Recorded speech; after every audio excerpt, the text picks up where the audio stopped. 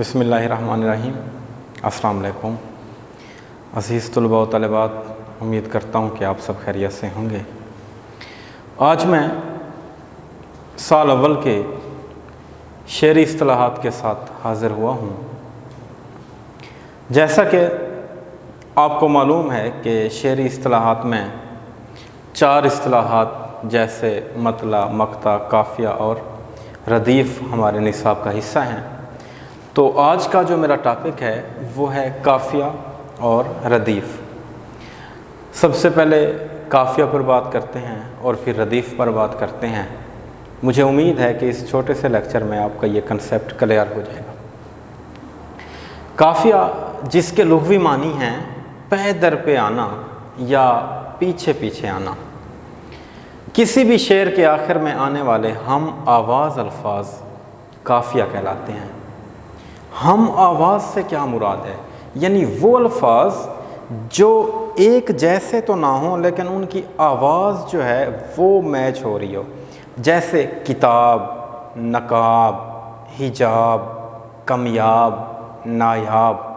अब ये वो अल्फाज हैं जिनका साउंड मैच हो रहा है, आवाज़ मैच हो रही है, तो इसे कहते हैं हम आवाज़ अल्फाज। इस्तिलाह के अंदर किसी भी गज़ल में या नज़्म के अंदर जब ये हम आवाज़ अल्फाज आखिर में इस्तेमाल होते हैं तो उस वक्त हम इन्हें काफ़िया कहते हैं।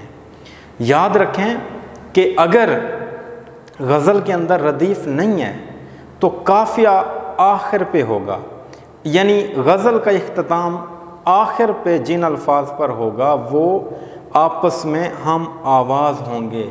यानी आप इकबाल के शेर देखिए कि जब इश्क सिखाता है आदाब खुद आगाही, जब इश्क सिखाता है आदाब खुद आगाही, खुलते हैं ग़ुलामों पर इसरार शहनशाही। अब आगाही और शहनशाही पर गज़ल का शेर मुकम्मल हो रहा है, तो इसका मतलब ये है कि ये आगाही और शहनशाही ये काफ़िया हैं। लेकिन अगर शेर के आखिर में रदीफ़ भी मौजूद हो तो फिर काफ़िया रदीफ़ से फ़ौरन पहले दिखाई देगा। यानी आपने ये देखना ये है कि अशार के अंदर आखिर में आपको कहाँ पर ऐसे अल्फाज दिखाई दे रहे हैं जो हम आवाज़ हैं। अब मैं कुछ शेर आपके सामने पढ़ता हूँ गालिब के कि दिल नादां तुझे हुआ क्या है, आखिर इस दर्द की दवा क्या है, हम हैं मुश्ताक और वो बेजार, या इलाही ये माजरा क्या है। हमको उनसे वफ़ा की है उम्मीद, जो नहीं जानते वफ़ा क्या है। मैंने माना कि कुछ नहीं गालिब, मुफ्त हाथ आए तो बुरा क्या है। अब गौर कीजिए कि दिल नादां तुझे हुआ क्या है, आखिर इस दर्द की दवा क्या है। मैंने आपको बताया था कि शेर के आखिर में आने वाले हम आवाज़ अल्फाज। अब शेर का आखिर देखें, है और है ये हम आवाज़ नहीं है, क्या और क्या भी हम आवाज़ नहीं है।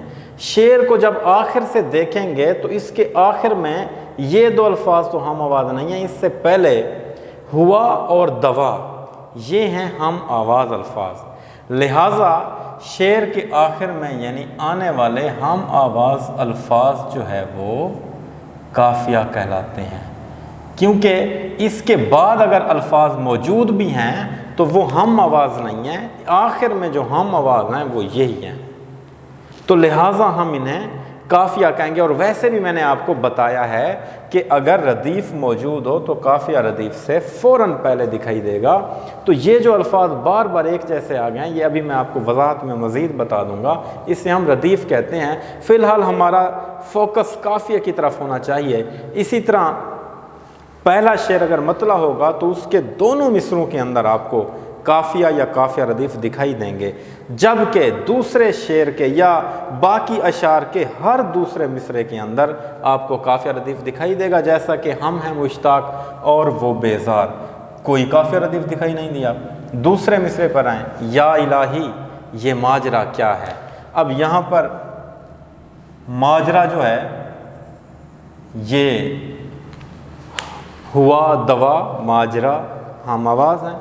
ہم کو ان سے وفا کی ہے امید، کوئی قافیہ ردیف نہیں۔ جو نہیں جانتے وفا کیا ہے، تو وفا جو ہے قافیہ ہے۔ میں نے مانا کہ کچھ نہیں غالب، کوئی قافیہ ردیف نہیں۔ مفت ہاتھ آئے تو برا کیا ہے، برا جو ہے یہ قافیہ ہے، قافیہ کی جمع ہے قوافی۔ اب دیکھیں ہوا، دوا، ماجرا، وفا، برا، ٹھیک ہے، تو یہ جو ہیں یہ قافیہ ہیں، قافیہ کی جمع ہے قوافی۔ اس کے بعد میں نے ابھی آپ کے سامنے ذکر کیا ہے ردیف کا۔ آپ سوچ رہے ہوں گے کہ ردیف کس بلا کا نام ہے۔ ردیف کے جو لغوی معنی ہیں وہ ہیں گھڑ سوار کے پیچھے بیٹھنے والا شخص۔ اصطلاح میں تعریف یہ ہے کہ کسی شعر کے آخر میں آنے والے لفظ یا الفاظ کا مجموعہ جو بار بار جوں کہ توں دہرائے جائیں ردیف کہلاتے ہیں۔ جوں کہ توں یعنی کہ یہ وہ الفاظ ہیں جو کہ تبدیل نہیں ہوں گے، یہ بالکل ویسے دہرائے جائیں گے۔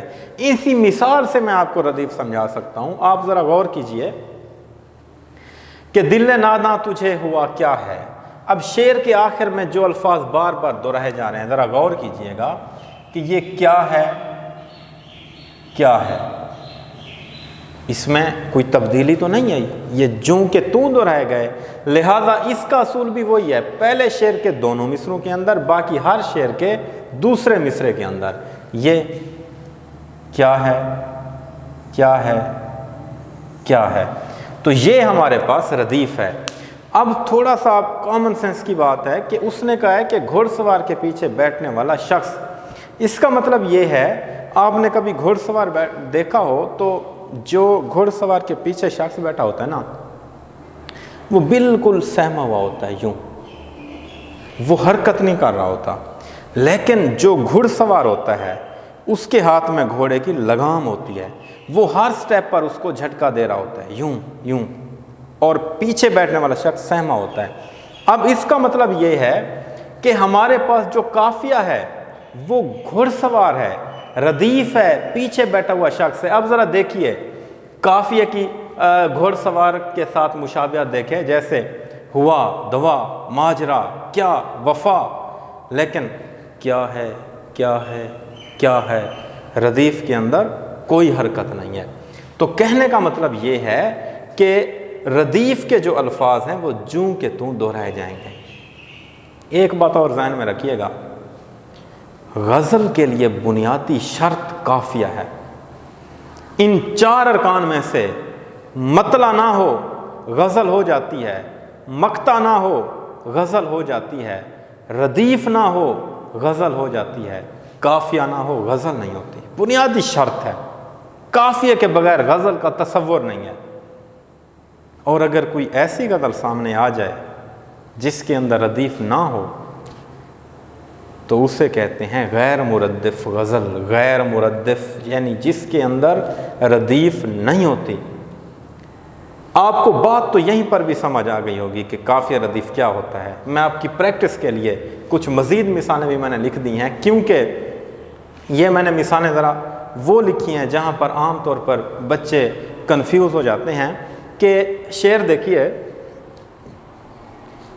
کریں سے چیخیں سنائی دیتی ہیں، زمین سے چیخیں سنائی دیتی ہیں، کہیں سے آتی ہے کہہ کہوں کی گونج، کہیں سے چیخیں سنائی دیتی ہیں، یہی وہ دل ہے جہاں پہ سایہ ہے، یہیں سے چیخیں سنائی دیتی ہیں، میں جب بھی سجدے میں جانے لگتا ہوں جبیں سے چیخیں سنائی دیتی ہیں، اور میں اس لیے ہاں میں ہاں ملاتا ہوں نہیں سے چیخیں سنائی دیتی ہیں۔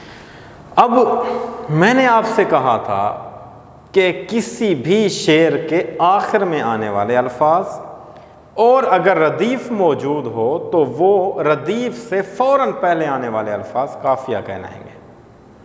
جبکہ یہاں پر اگر دیکھیں تو صورتحال کچھ آپ کو عجیب دکھائی دے گی۔ یہاں پر قافیہ کیا ہے؟ آپ یہ دیکھ لیں کہ وہ الفاظ جو بالکل جوں کہ توں دہرائے جا رہے ہیں وہ کیا ہو گئے؟ ردیف۔ اب یہاں پر دیکھیے، سے چیخیں سنائی دیتی ہیں، سے چیخیں سنائی دیتی ہیں۔ اب یہ تو ہو گئے وہ الفاظ جو بار بار جوں کے توں دہرائے جا رہے ہیں، کوئی تبدیلی نہیں آ رہی ان کے اندر۔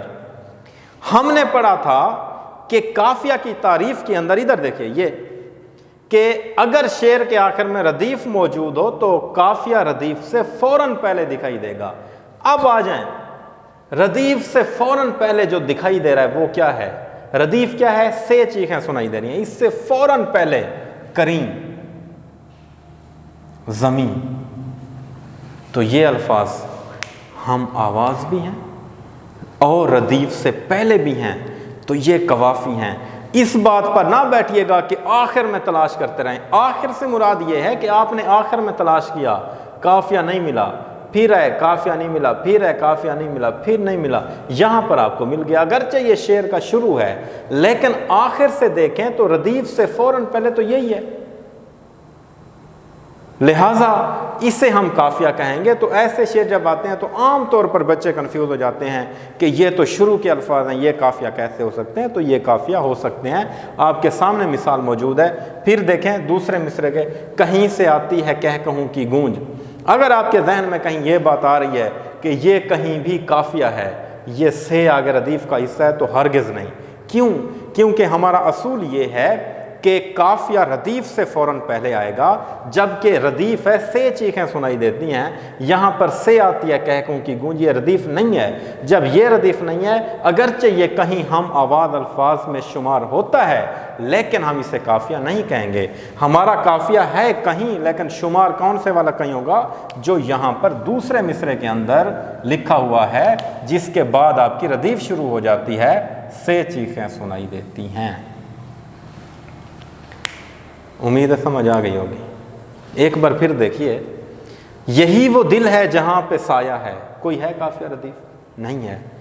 یہیں سے چیخیں سنائی دیتی ہیں، یہیں ہم آواز ہے، کریں کا، زمین کا، کہیں کا، یہیں کا، تو یہ ہمارے پاس کیا ہے؟ قافیہ ہے۔ اور سے چیخیں سنائی دیتی ہیں، یہ تو آپ کو ہر مصرعے میں دکھائی دے دیں گے نا، سے چیخیں سنائی دیتی ہیں، سے چیخیں سنائی دیتی ہیں، سے چیخیں سنائی دیتی ہیں۔ ایک اور بات ذہن میں رکھیے کہ میں نے آپ سے کہا تھا کہ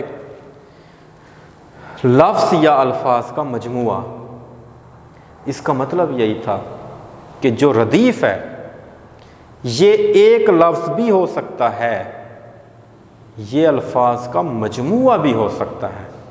یعنی میں شعر پڑھتا ہوں کہ بات کرتے ہو جس روانی سے، دریا قاصر ہیں ترجمانی سے، جب سے ڈوبی ہے سونی دریا میں، آگ لگتی ہے مجھ کو پانی سے۔ اب ذرا غور کیجئے، یہاں پر روانی، ترجمانی، پانی قوافی ہو گئے، اس کے بعد جو آگے سے آ رہا ہے یہ ہمارے پاس ردیف ہے۔ تو ان مثالوں سے ثابت ہوا کہ ردیف صرف ایک لفظ ہے، سے ایک لفظ ہے، لیکن اس غزل کے اندر ردیف کیا ہے؟ صرف سے نہیں بلکہ سے چیخیں سنائی دیتی ہیں۔ یعنی ظاہر ہوا کہ ردیف جو ہے وہ لامحدود ہے، اس کی تعداد متعین نہیں ہے کہ ایک لفظ ہوگا، دو ہوں گے، چار ہوں گے، 6 ہوں گے، یہ جتنے الفاظ بھی ہو سکتے ہیں۔ ہمارا اس کے ساتھ کوئی لینا دینا نہیں کہ یہ 2 لفظ کی ہے، 2 الفاظ کی ہے یا 1 لفظ کی ہے۔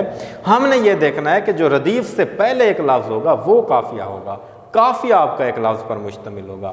تو میں آپ کو بتا رہا تھا، میں جب بھی سجدے میں جانے لگتا ہوں زمین سے چیخیں سنائی دیتی ہیں، میں اس لیے ہاں میں ہاں ملاتا ہوں، نہیں سے چیخیں سنائی دیتی ہیں۔ تو غور کیجئے، تو کریں زمین، کہیں، یہیں، زمین، نہیں، یہ ہمارے پاس ہے قافیہ۔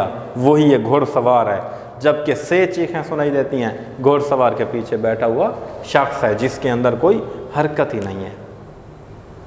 کچھ اہم نکات وہ بھی ذہن میں رکھ لیجئے۔ غزل کے لیے ردیف کا ہونا شرط نہیں ہے، میں پہلے بھی آپ کو بتا چکا ہوں کہ ایسی غزل جس کے اندر ردیف نہ ہو اسے غیر مردف غزل کہتے ہیں۔ ردیف شرط نہیں ہے، قافیہ شرط ہے، مطلع شرط نہیں ہے، مقطع بھی شرط نہیں ہے۔ قافیہ اور ردیف دونوں عربی زبان کے لفظ ہیں، بلکہ یہ بات تو ذہن میں رکھ لینا، ہمارے پاس جتنے بھی شعری اصطلاحات ہیں بلکہ شعری اصطلاح کے ساتھ ادبی اصطلاحات بھی ایڈ کر لیجئے۔ مطلع، مقطع، قافیہ، ردیف، تشبیہ، استعارہ، تلمیح، ان میں سے وہ جب بھی آپ سے پوچھے کن الفاظ کس زبان کے الفاظ ہیں تو آپ نے کیا کہنا ہے؟ عربی زبان کے۔ یہ سارے کے سارے عربی زبان کے ہیں۔ قافیہ غزل کی بنیادی شرط ہے، قافیہ کی جمع قوافی ہے، اور بعض اوقات وہ یہ بھی پوچھتا ہے کہ ردیف کس کی ایجاد ہے؟ ردیف جو ہے یہ ایرانی شعراء کی ایجاد ہے۔ امید کرتا ہوں کہ قافیہ اور ردیف دونوں آپ کو سمجھ آ گئے ہوں گے۔ پھر بھی اگر کوئی کنسیپٹ آپ کا رہ گیا ہے یا کوئی سوال آپ کے ذہن کے اندر پیدا ہو رہا ہے، کمنٹس میں ضرور بتائیے گا۔ اگلے لیکچر کے ساتھ پھر حاضر ہوں گا۔ اپنا خیال رکھیے گا۔ اجازت چاہتا ہوں۔ اللہ حافظ۔